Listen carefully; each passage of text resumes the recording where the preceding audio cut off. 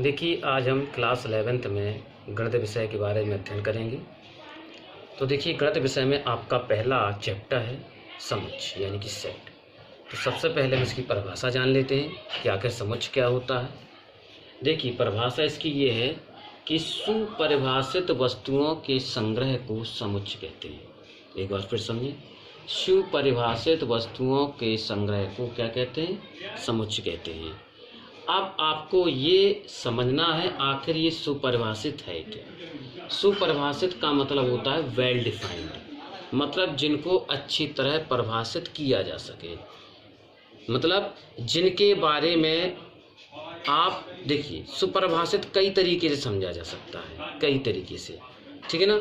तो हम आपको कोशिश करते हैं सुपरिभाषित वस्तुओं के समझाने की। जैसे इस ब्रह्मांड में जरूरी नहीं है कि जो वस्तुएं हमने देखी हैं उन्हीं के बारे में हमें ज्ञान है, ठीक है ना। हो सकता है जो वस्तुएं हमने नहीं देखी हैं लेकिन फिर भी हम उनके बारे में जानते तो हैं। जैसे आपसे कहा जाए कि भाई सींग वाले घोड़े आपने नहीं देखे, लेकिन आपको पता है कि सींग वाले घोड़े होते ही नहीं हैं, ठीक है ना। आपके पता है कि आपके सींग वाले घोड़े नहीं होते हैं। तो इस कथन के बारे में जैसे सींग हमने कहा सींग वाले घोड़े, तो आपका जवाब होगा नहीं होते हैं। तो यानी सभी का मत एक सा आया, जिससे भी पूछा जाए तो सबका मत एक सा होगा कि सींग वाले घोड़े होते ही नहीं हैं। तो ऐसी वस्तुएं जिन पर सभी का मत एक सा हो, या हाँ में या ना में, वे वस्तुएं आपकी सुपरिभाषित कहलाती हैं, ठीक है, जिनका मत सबका एक सा हो। अब जैसे कहा जाए कि भाई 2 और 2 4 होता है, तो कौन कहेगा 5 होता है? सब कहेंगे 2 और 2 5 4 होता है, सत्य, ठीक है ना। तो इसमें सभी का मत एक सा है। तो सुपरिभाषित का मतलब होता है ऐसी वस्तुएं जिन पर सभी का मत एक सा हो, वे सुपरिभाषित वस्तुएं कही जाती हैं। हम आपको और एग्जाम्पल बताते हैं। जैसे आपसे कहा जाए कि इस समय भारत के प्रधानमंत्री माननीय श्री नरेंद्र मोदी हैं, तो इस पर सभी का मत क्या होगा? एक सा होगा, ठीक है ना। तो ये सुपरिभाषित कहलाता है। हाँ, ऐसी वस्तुएं नहीं होनी चाहिए जिन पर किसी का मत अलग हो, किसी का मत अलग हो, ठीक है ना। वे वस्तुएं आपकी सुपरिभाषित नहीं कहलाएंगी, ठीक है ना। जैसे आपसे कहा जाए कि भाई ये 1 2 3 4 ये जो संख्याएं हैं ये क्या हैं? ये आपकी प्राकृतिक संख्याएं हैं, ठीक है ना। अब प्राकृतिक, हमने तो कह दिया प्राकृतिक संख्या, स्टेटमेंट क्या कह रहा है कि ये क्या है? आपकी प्राकृतिक संख्या, ठीक है। लेकिन जब इसकी जानकारी ली जाएगी तो इस सब लोग क्या कहेंगे? इसको प्राकृतिक कहेंगे, क्योंकि प्राकृतिक है तो सब लोग प्राकृतिक कहेंगे। लेकिन अगर ऐसा होता, कुछ लोग इसको प्राकृतिक कहते, कुछ लोग इसको प्राकृतिक ना कहते, क्योंकि सबका मत इन संख्याओं पे अगर अलग अलग हो जाता। आपको ज्यादा नहीं भटकना, केवल एक मुद्दा चाहिए आपको। आपका कोई भी वस्तुएं दी गई हो, आपको सुपरिभाषित पता करना, तो ये देखिए कि क्या जो मत, जो स्टेटमेंट कह रहा है, क्या उस पर सबका मत एक सा है। अगर सबका मत एक सा है तो वो सुपरिभाषित वस्तुएं हैं। अब सबका मत एक सा किसमें? या तो वो हाँ में होना चाहिए या ना में होना चाहिए, ठीक है ना। जैसे हमने कह दिया कि ये सभी प्राकृतिक संख्या हैं, तो सबका मत क्या होगा? बिल्कुल प्राकृतिक संख्या है ये, तो सबका मत एक सा है। तो ये वस्तुएं आपकी, यानी कि ये जो संख्याएं हैं ये आपकी सुपरिभाषित हैं, ठीक है ना। तो सुपरिभाषित का मतलब आप लोग समझिए, सुपरिभाषित का मतलब होता है जिन पर सभी का मत एक सा हो। या इसको एक तरीके से और समझ सकते हैं, सुपरिभाषित वस्तुएं वे होती हैं जो पूर्ण रूप से पाई जाएं या पूर्ण रूप से नहीं पाई जाएं।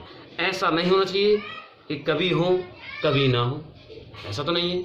जैसे कह दिया जाए कि भाई सींग वाले घोड़े, भले ही आपने नहीं देखे, लेकिन आप इसमें सबका मत एक सा होगा कि सींग वाले घोड़े होते ही नहीं हैं। तो ये जो सींग वाले घोड़ों का समुच्चय या सींग वाले घोड़े हैं, ये क्या हैं? सुपरिभाषित है, ठीक है ना, समझे।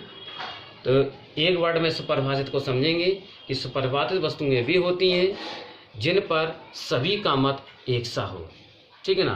तो इन्हीं वस्तुओं के संग्रह को हम क्या कहते हैं? समुच्चय कहते हैं। संग्रह मीन्स होता है कलेक्शन, इकट्ठा करना। अगर ऐसी सुपरिभाषित वस्तुओं को हम इकट्ठा कर लें तो क्या हो जाएगा, ये समुच्चय कहलाएगा। जैसे आपका एक परिवार, अब आपके परिवार में जितने भी मेंबर्स हैं, जितने भी सदस्य हैं, वो सब क्या हैं, सुपरिभाषित है। क्यों? अब सुपरिभाषित फिर से वही बात आती है, क्योंकि आपके परिवार में जितने भी मेंबर्स हैं, ठीक है ना, आप जानते हैं कि जैसे आपके परिवार में 2 मेंबर्स हैं, 4 मेंबर्स हैं या 6 मेंबर्स हैं, तो वो पूर्ण रूप से उनका होना पाया जाता है, ठीक है ना। ऐसा तो नहीं कि कभी 4 हो जाए, कभी 5 हो जाए, कभी 6 हो जाए, कभी 8 हो जाए, ठीक है ना, ऐसा नहीं है। इसलिए आपका जो परिवार है, आपके परिवार के जो सदस्य हैं, वो क्या है, सुपरिभाषित हैं। तो इन्हीं सुपरिभाषित वस्तुओं, यानी आपका जो परिवार के जितने भी मेंबर्स हैं, अगर सभी को इकट्ठा कर दिया जाए तो वो क्या कहलाएगा, वो एक समुच्चय का निर्माण करेगा। यानी कि आपका परिवार क्या हुआ, एक समुच्चय, ठीक है ना। हाँ, अब देखिए नेक्स्ट है समुच्चय का संकेतन। समुच्चय का संकेतन, नोटेशन ऑफ सेट। समुच्चय को अंग्रेजी वर्णमाला के कैपिटल लेटर्स यानी बड़े अक्षर के द्वारा प्रदर्शित किया जाता है, जैसे ए कैपिटल बी, कैपिटल सी इत्यादि। समझे? समुच्चय का जो संकेतन होता है, नोटेशन होता है, समुच्चय को अंग्रेजी वर्णमाला के बड़े अक्षरों द्वारा प्रदर्शित हम करते हैं, ठीक है। अब समुच्चय का निरूपण, तो समुच्चय के निरूपण की विधियां हैं। 2 विधियां पाई जाती हैं। कौन कौन सी? पहली विधि है आपकी तालिका, इसी को तालिका विधि कहते हैं, इसी को सूचीबद्ध विधि कहते हैं, इसी को आप रोस्टर विधि कहते हैं, ठीक है। तालिका विधि, सूचीबद्ध विधि और रोस्टर विधि, ठीक है। तो इसमें क्या करते हैं, इस विधि में समुच्चय के सभी अवयवों, अब इसमें एक वर्ड आया अवयव, जैसे अभी हमने उदाहरण दिया कि आपका जो परिवार है वो क्या है, एक समुच्चय। आपका परिवार का एक समुच्चय, क्योंकि आपके परिवार के जितने सभी सदस्य वो क्या है, सुपरिभाषित, ठीक है। और सुपरिभाषित वस्तुओं का जो संग्रह कि आपके परिवार का देखो आपका परिवार, देखो सभी का परिवार एक साथ रहता है, ठीक है। तो सभी मेंबर्स मिलकर क्या करेंगे, एक समुच्चय का निर्माण करेंगे, ठीक है ना। तो जो आपका परिवार है वो क्या है, एक समुच्चय, और आपके परिवार के जितने भी मेंबर्स हैं वो क्या हैं, उनके अवयव। इसी प्रकार आपकी कक्षा की बात करें, आपकी कक्षा में जितने भी विद्यार्थी हैं सब सुपरिभाषित हैं, और आपकी कक्षा क्या कहलाएगी, सभी, क्योंकि बस आपकी कक्षा में जितने विद्यार्थी हैं सब सुपरिभाषित हैं, तो उनका जो कलेक्शन होगा, यानी कि उनका संग्रह जो होगा वो क्या कहलाएगा, एक समुच्चय कहलाएगा। अर्थात आपकी कक्षा क्या हुई, एक समुच्चय, ठीक है ना। और आप लोग क्या हुए, उस समुच्चय के अवयव हुए, ठीक है ना। तो इस विधि में क्या करते हैं, हम तालिका विधि की बात कर रहे हैं, सूचीबद्ध विधि की बात कर रहे हैं। इस विधि में अवयवों को मंझले कोष्टक के अंदर, मंझला कोष्टक जानते होंगे, मंझले कोष्टक के अंदर अर्धविराम, जिसे हम कहते हैं कॉमा, ठीक है, अर्धविराम लगाकर लिखा जाता है। मंझले कोष्टक है, जैसे हमने 2 समुच्चय यहाँ पर लिखे हुए हैं, एक समुच्चय लिखा हुआ, इसमें कुछ हमने अंक लिखे हुए हैं, 1 2 3 4, देखिए कॉमा लगा के लिखे हैं मंझले कोष्टक के अंदर।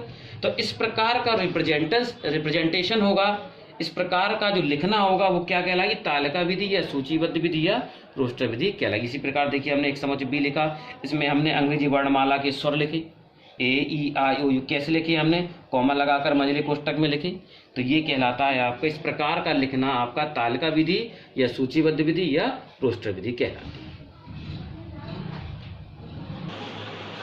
देखिए नंबर 2 है गुण या समुच्चय निर्माण या नियम विधि। समुच्चय के निरूपण की दूसरी विधि गुण विधि, समुच्चय निर्माण विधि या नियम विधि। देखिए इस विधि में हम करते क्या हैं, नाम जैसा नाम है, देखिए इसका वैसा काम, लिखा हुआ गुण।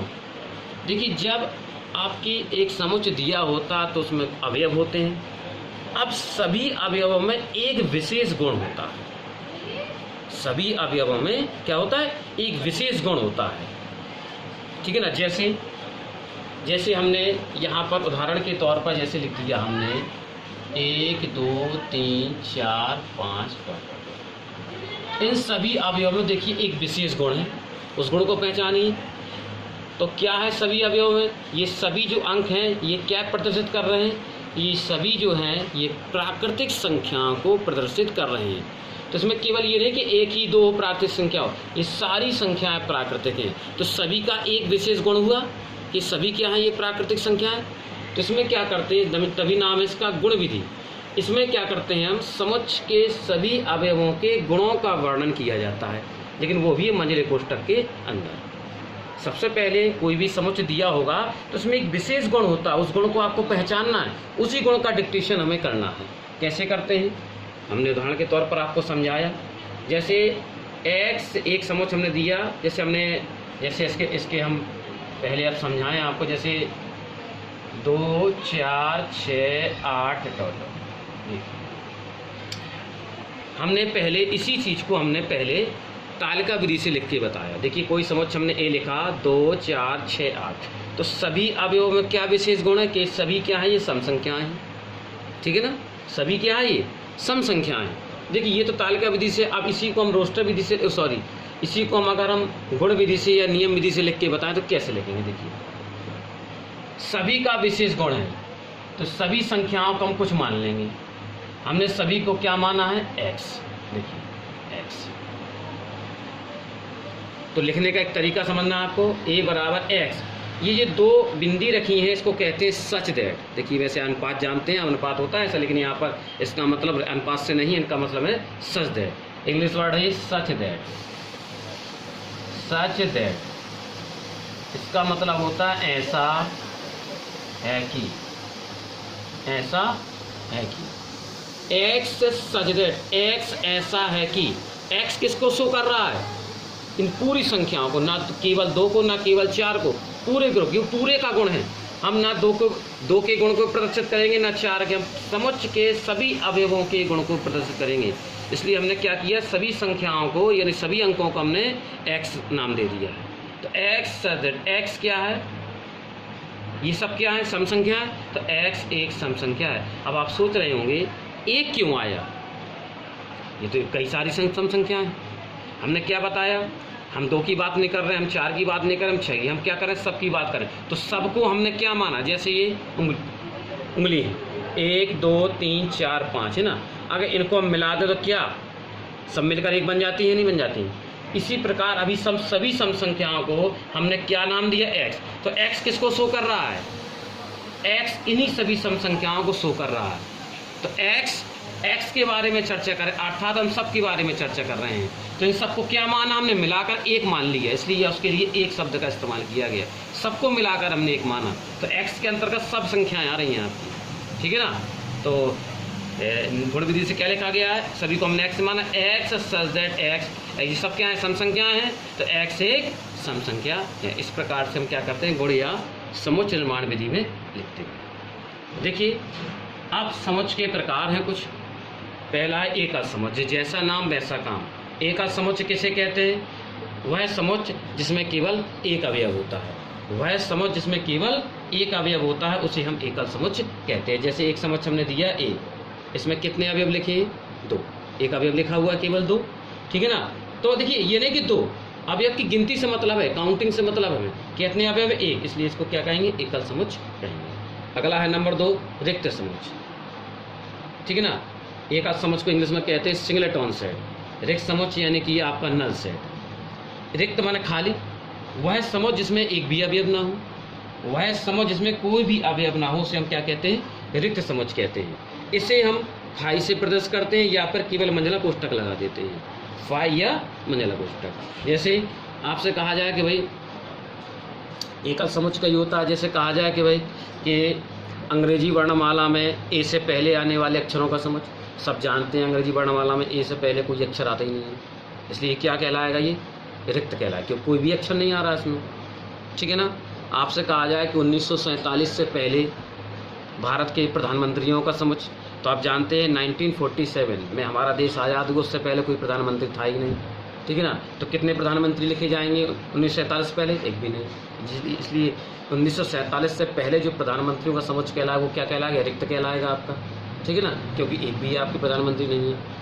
ठीक है ना, आपसे कहा जाए कि 1 से पहले आने वाली प्राकृतिक संख्याओं का समुच्चय, अब 1, क्योंकि आप जानते हैं सबसे पहली प्राकृतिक संख्या 1 होती है, इससे पहले कितनी प्राकृतिक संख्या आती हैं, एक भी नहीं।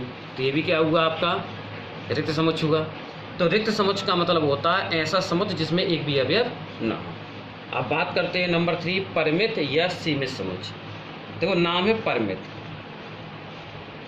परिमित परिमित उसे कहते हैं, परिमित समुच्चय जिस समुच्चय में, वह समुच्चय जिसमें अवयवों की संख्या क्या हो, निश्चित हो।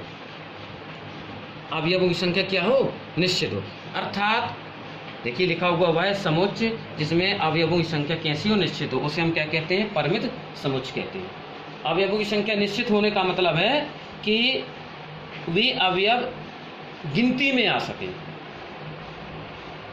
ठीक है ना, उन्हें हम गिन सकें। जैसे आपकी कक्षा के विद्यार्थियों का समुच्चय, तो आप ऐसा तो है नहीं कि आपकी कक्षा में इतने सारे विद्यार्थी हों कि आप उनकी गिनती ही ना कर सकें, ठीक है ना।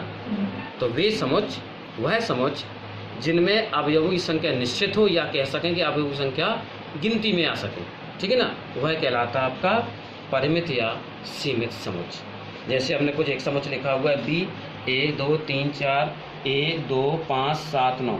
तो आप जैसे कहा जाए कि बताइए परिमित है क्या परिमित, तो अगर अब अवयव गिनती में आ सकें, देखिए गिन सकते हैं ना, 1 2 3 4 5 अवयव है, इसलिए कहलाएगा परिमित समुच्चय, क्योंकि अवयवों की संख्या क्या है, निश्चित है। अब बात करते हैं हम, देखिए अब हम बात करते हैं अपरिमित या असीमित समुच्चय की। देखिए उसका विलोम है जस्ट। अपरिमित या असीमित समुच्चय वो होता है जिनके अवयवों की संख्या क्या हो, अनिश्चित। अनिश्चित का मतलब है पता ही नहीं कितने अवयव हैं, यानी उन अवयवों की हम गिनती नहीं कर सकते हैं, ठीक है ना। जैसे हमने लिख दिया 1 2 3 4, इसके बाद देखिए डॉट डॉट लगा दिया। इसका मतलब ये नहीं कि 4 अवयव लिखे तो 4 ही अवयव हैं। डॉट डॉट लगा हुआ है, इसका मतलब है इसके आगे आपके बहुत सारे अवयव हैं। अब बहुत सारे में कितने, पता ही नहीं, तो इनमें अवयवों की संख्या क्या कहलाई, अनिश्चित कहलाई। आपके काउंट कर नहीं सकते हैं कितने अवयव हैं, इसलिए इस समझ को क्या कहेंगे हम, इस समझ को कहेंगे अपरिमित या असीमित समुच्चय। समझिए, ऐसा समुच्चय जिसमें अवयवों की संख्या क्या हो, अनिश्चित हो, या फिर कह सकते हैं जिस समुच्चय में अवयवों की संख्या की गिनती ना की जा सके, ठीक है। अब अगला है समान समुच्चय। समान समुच्चय कौन होते हैं, ऐसे समुच्चय जिनमें समान अवयव हों। ध्यान रखिएगा, अवयवों की संख्या से मतलब नहीं है, उसमें जो अवयव हो वो समान होने चाहिए। जैसे एक समुच्चय दिया है ए, इसमें अवयव है ए सी बी, दूसरा समुच्चय दिया है इसमें बी ए सी, आप कहेंगे इसमें तो अलग अलग है। अगर देखें तो देखो ए इसमें सी इसमें बी इसमें बी इसमें, तो ये क्रम का कोई मतलब नहीं होता समुच्चय में कि पहले ए लिखा तो पहले ए ही लिखा होना चाहिए, पहले सी लिखा तो पहले बाद फिर सी लिखा होना चाहिए। क्रम से मतलब नहीं है, केवल मतलब इससे है कि जो अवयव इसमें हो वही अवयव इसमें है। तो देखिए ए बी सी इसमें अवयव, ए बी सी इसमें, तो ये दोनों कैसे कहलाएंगे, आपके समान समुच्चय कहेंगे। अर्थात लिख सकते हैं समुच्चय ए बराबर समुच्चय बी, ठीक। अगला है नंबर 6, समष्टि समुच्चय। समष्टि समुच्चय जिसको हम कहते हैं यूनिवर्सल सेट। देखो समष्टि का मतलब होता है, ये समष्टि का मतलब होता है, देखिए यूनिवर्सल। यूनिवर्सल बना हुई यूनिवर्स से, यूनिवर्स मीन्स होता है ब्रह्मांड। जानते हैं इस ब्रह्मांड से बाहर कुछ नहीं है, जो कुछ हम अपनी आंखों के द्वारा देख रहे हैं वो सभी ब्रह्मांड के अंदर है, ठीक है ना। पर्वत, नदी, पहाड़, घर, है ना, ये सारे ब्रह्मांड के अंदर है। ऐसे ही उसी से उत्पत्ति हुई है समष्टि समुच्चय की। समझे इसको, वह समुच्चय जिसमें दिए गए सभी समुच्चयों के अवयव उपस्थित हों, उसे क्या कहते हैं हम, समष्टि समुच्चय कहते हैं। जैसे उदाहरण के तौर पर इसे यू से प्रदर्शित करते हैं, क्योंकि हमने बताया इसको इंग्लिश में क्या कहते हैं, यूनिवर्सल सेट कहते हैं। इसे यू से प्रदर्शित करते हैं। जैसे एक समुच्चय ए, इसमें अवयव है 1 3 5 7 9, और एक अवयव एक समुच्चय बी, इसमें अवयव 2 4 6 8 10, ठीक है ना। अब एक समुच्चय दिया है आपका, ठीक है, एक समुच्चय दिया है 1 2 3 4 5 6 7 8 9 10, आगे डॉट डॉट डॉट। तो देखिए इस यू समुच्चय में ए के भी सारे अवयव हैं, देख रहे हैं ना, 1 3 5 7 9, 1 3 5 7 9, और समुच्चय बी के भी अवयव मिल रहे हैं 2 4 6 8 10, 2 4 6 8 10। तो देखिए यू में इन दोनों समुच्चयों के अवयव क्या हैं, उपस्थित हैं। तो यू जो है इन दोनों का क्या कहलाएगा, समष्टि समुच्चय कहलाएगा। तो समष्टि समुच्चय क्या होता है, ऐसा समुच्चय होता है जिसमें दिए गए सभी समुच्चयों के अवयव उपस्थित हों। तो देखिए यहाँ समुच्चय ए और बी के सारे अवयव ए के सारे अवयव, बी के सारे अवयव, मतलब इन दोनों समुच्चयों के अवयव एक ही समुच्चय यू में उपस्थित हैं। तो यू क्या कहलाएगा? इन दोनों का समष्टि समुच्चय कहलाएगा। ठीक है, देखिए तो आज हमने गणित विषय में समुच्चय के बारे में अध्ययन किया। आज हमने जाना कि समुच्चय क्या होता है। ठीक है ना, हमने समुच्चय के निरूपण की विधियाँ क्या होती हैं उनके बारे में जाना। ठीक है ना, समुच्चय के प्रकारों के बारे में जाना। आई होप आपको ये चीज़ें समझ में आई होंगी। अगर आपको लगता है कि आपकी कोई चीज़ ऐसी है कि आपको अनक्लियर है तो आप ज़रूर बताएं, आपको सॉल्व की जाएगी। तो इसके साथ ही मिलते हैं आपके नेक्स्ट वीडियो में, तब तक के लिए धन्यवाद।